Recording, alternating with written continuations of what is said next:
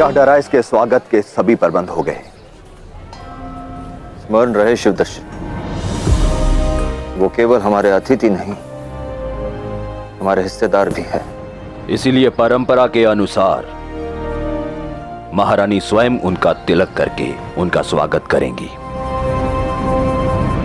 और हमारे श्रेष्ठ अतिथियों के लिए क्या प्रबंध है? उनके स्वागत का प्रबंध हो गया है। यदि पुरु अपनी बिल से बाहर निकला तो उसे आपकी भेजी हुई भेंट मिल जाएगी।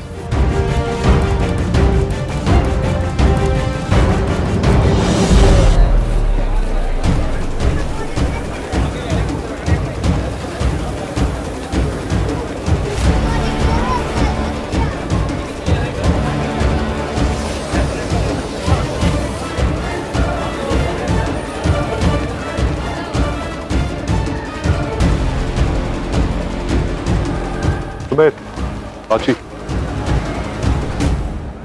हम एक साथ नहीं जाएंगे, बिखर जाओ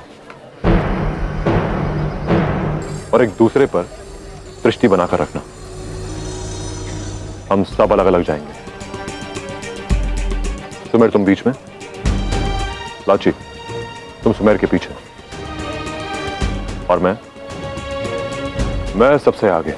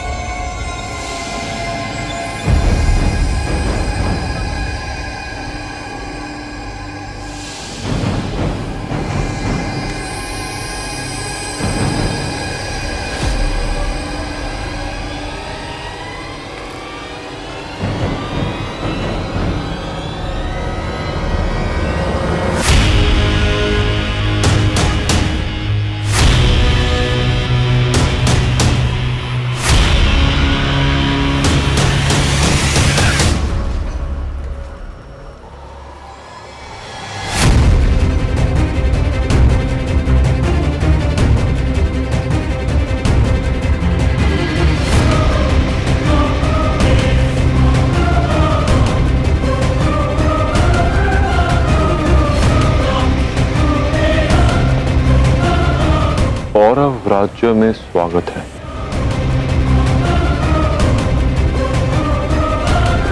नौका तट पर मिलते हैं।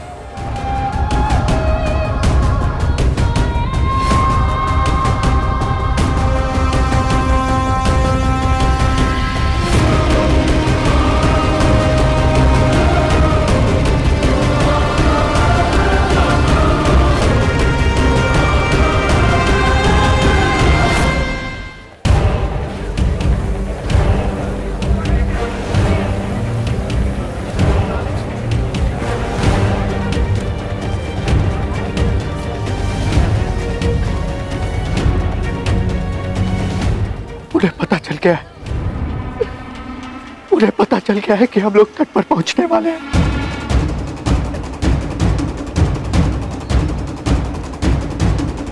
चिंतन भी मारा गया, अब हम सब भी मारे जाएंगे। नहीं, मैं नहीं जाऊंगा, नहीं जाऊंगा मैं।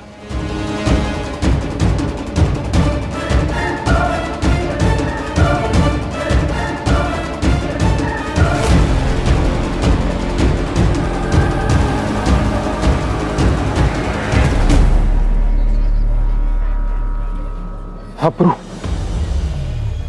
हमें वहीं चलकर छिप जाना चाहिए जहां हम थे, और तब तक बाहर नहीं निकलना चाहिए जब तक ये प्रकरण शांत नहीं हो जाता। और तुम्हें लगता है कि चिंतन ने मरने से पहले इस स्थान के विषय में नहीं बताया होगा?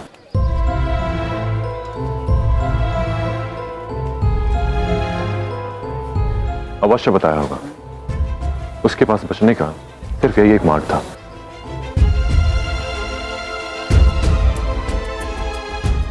अब वो जान चुके होंगे कि हम कहां हैं। यदि ऐसा है तो वो लोग हमारे पास क्यों नहीं आए? चिंतन को क्यों मार दिया? महाराज बमनी, महाराज पबनी ने हमें संदेश भेजकर यह जताया है कि हम सब पौरव राष्ट्र में कितने अधिक असहाय हैं।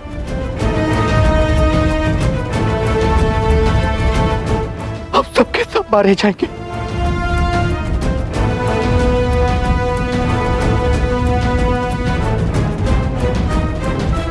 चिंतन बिल्कुल ठीक कह रहा था।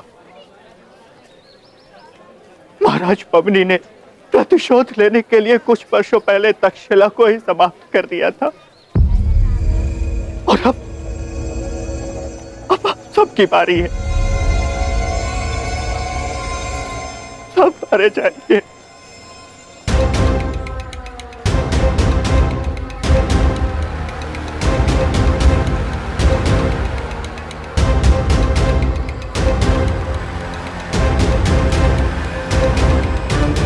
हमारे पास एक मार्ग है। हम सबको आत्मसमर्पण कर देना चाहिए।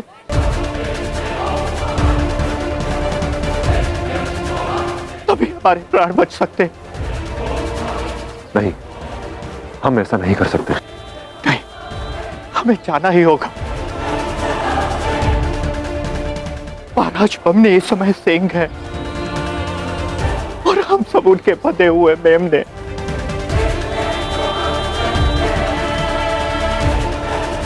हमें आत्मसमर्पण करना ही होगा।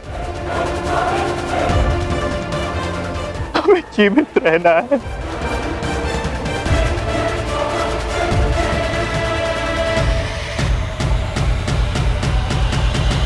हमें आत्मसमर्पण करना चाहिए। चलिए। आप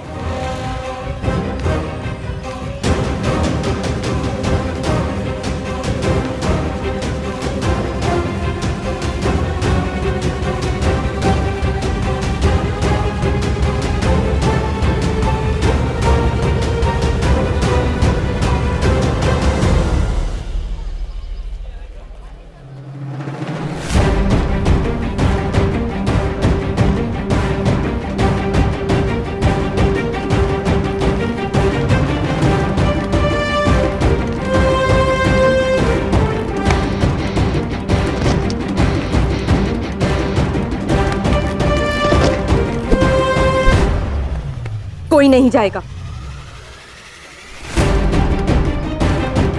तुम सबको मुक्त कराने के लिए पुरु ने दस्यु संसार से विद्रोह किया।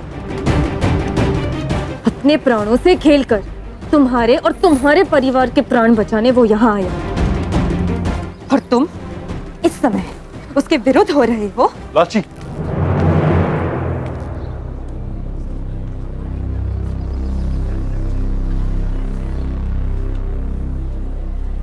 समर्पण करना चाहते हो? चिंतन भी वही करने गया था। इसका परिणाम देख चुके हो तुम। यदि तुम्हें भी यही परिणाम चाहिए तो मुझे कोई आपत्ति नहीं, परंतु तुम्हारे मरने से पूर्व उन्हें दस्यु लोक का पता चल जाएगा और इससे मुझे आपत्ति है। पर मैं ऐसा कुछ नहीं सुनूंगी मैं।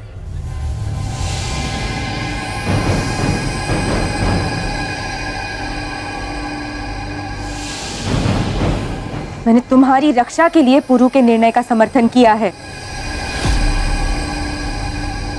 पर यदि दस्यु लोक पर कोई आपत्ति आई तो मैं अपने माता के निर्णय का समर्थन करूंगी। यही अंत कर दूंगी तुम सबका।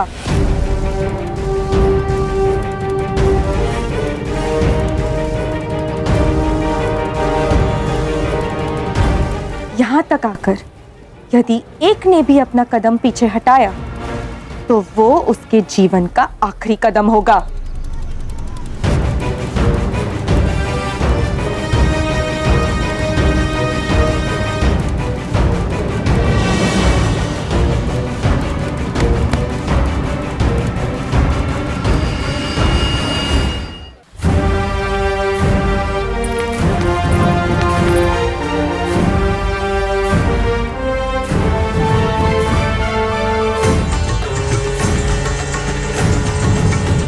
शाह डाराइस का जहाज दिखाई दे रहा है। उनके स्वागत के लिए नौकाएं भेजें।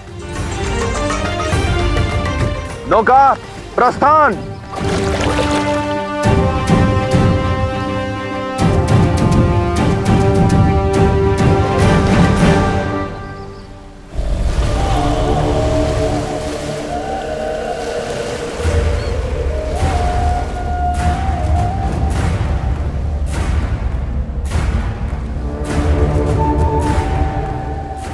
कुछ एहसास हो रहा है मॉशियस? 20 साल में यहाँ की मौसीकी कितनी बदल गई है।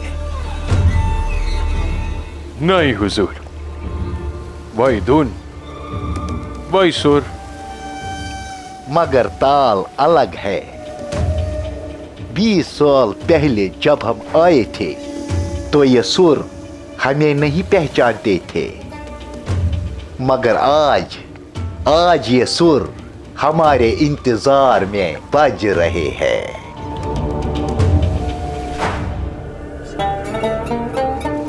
हुजूर की बात में वजन है। वजन तो सिर्फ वक्त में होता है मॉशियस। जिस बमनी ने खड़े पांव धमकी देकर मुझे निकाल दिया था, आज वही बमनी पंजों के बल खड़े होकर मेरा इंतजार कर रहा है।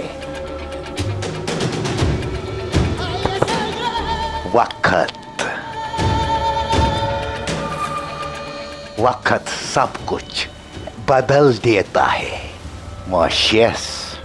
और वक्त अब उनको बुलाने का भी हो गया है हुजूर, जिन्हें आप साथ में लेकर आए हैं भारत दिखाने।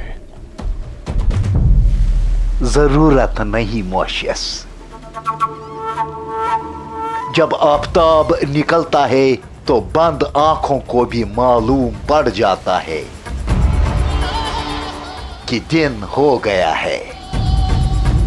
एक वालिद को अपनी बेटी को देखने के लिए आंखों की जरूरत नहीं।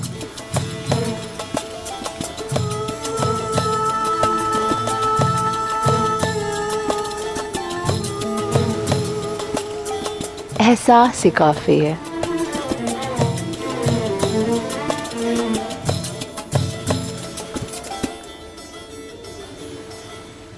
शहजादी,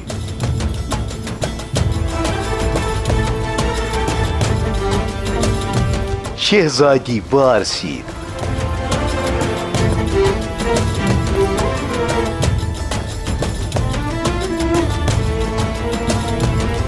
मेरी बच्ची,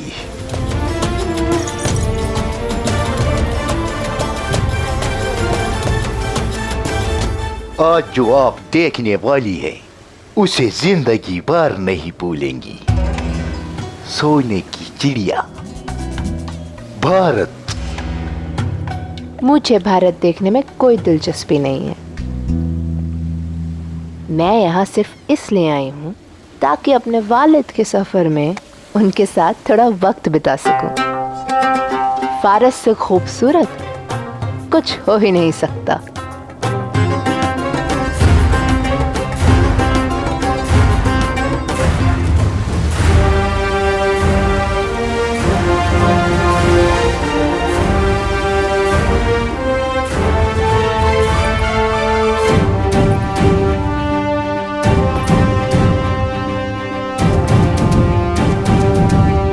मुझे नहीं लगता कि यहाँ किसी भी चीज में वो ताप होगी जो फारस की शहजादी के दिल में दिलचस्पी जगा सके। ना तो नजरों के अक्स में और ना ही किसी शख्स में। हमें क्षमा कर दीजिए पुरु, हम भयभीत हो गए थे, इसीलिए ऐसा किया। अब से आप जो भी कहोगे हम वही करेंगे।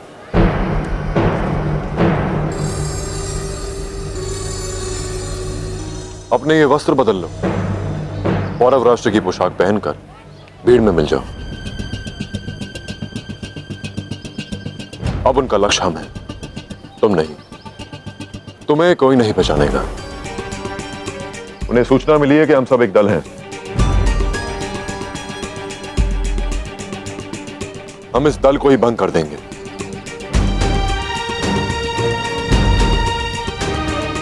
स्त्रियां अलग जाएंगी और पुरुष अलग। तो अब हम क्या करेंगे? चुनौती का उत्तर दिया जाएगा। पुरु, कभी कभी सीधी बात भी कर लिया करो।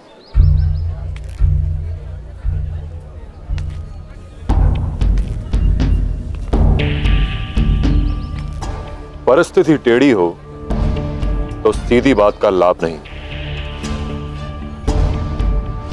महाराज बमनी ने ललकारा है मुझे, उत्तर दिया जाएगा।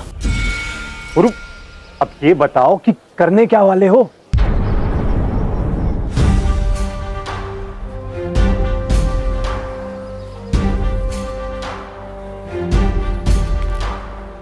तट पर आमंत्रित किया गया है, जाना होगा। महाराज बमनी से भेंट किए बिना यह यात्रा अधूरी रह जाएगी, और पुरु कोई भी काम अधूरा नहीं छोड़ता।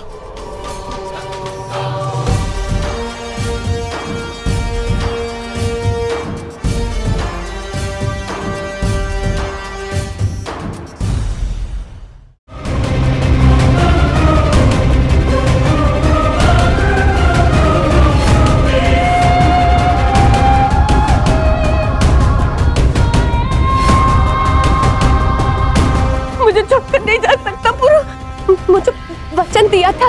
इतने प्रेम से निमंत्रण दिया था, अस्वीकार कैसे करता? भेंट करना चाहते थे ना महाराज बमनी? पुरु आ गया।